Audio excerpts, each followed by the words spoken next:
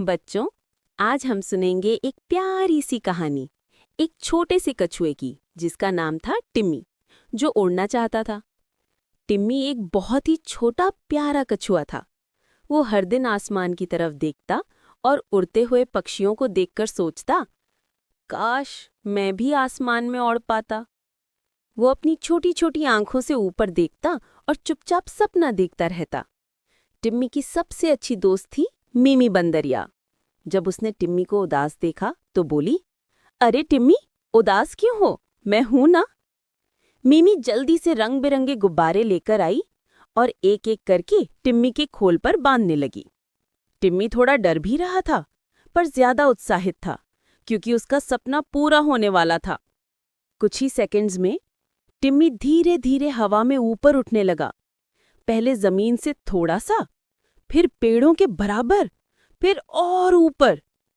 टिम्मी खुशी से चिल्लाया, मिम्मी, मैं उड़ रहा हूं, सच में उड़ रहा हूं।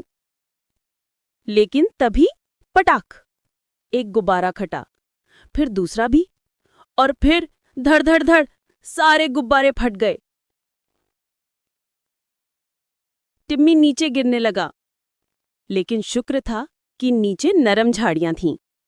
वो उन पर हल्के से गिरा और बच गया।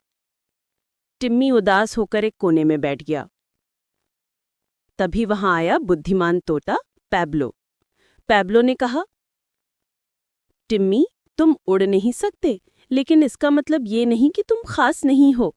हर किसी की अपनी एक खूबी होती है। तुम्हें दूसरों जैसा बनने की जरूरत नहीं। टिम्मी ने सोचा और पहली बार उसे समझ आया कि ये बात कितनी सही है।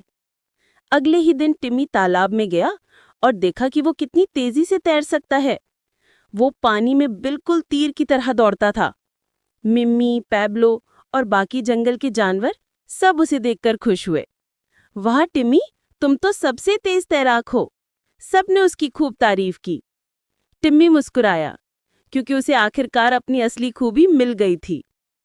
और बच्चों, इस कहानी की सीख है कि हर कोई अपनी तरह से खास होता है। हमें बस अपनी चमक खोजनी होती है।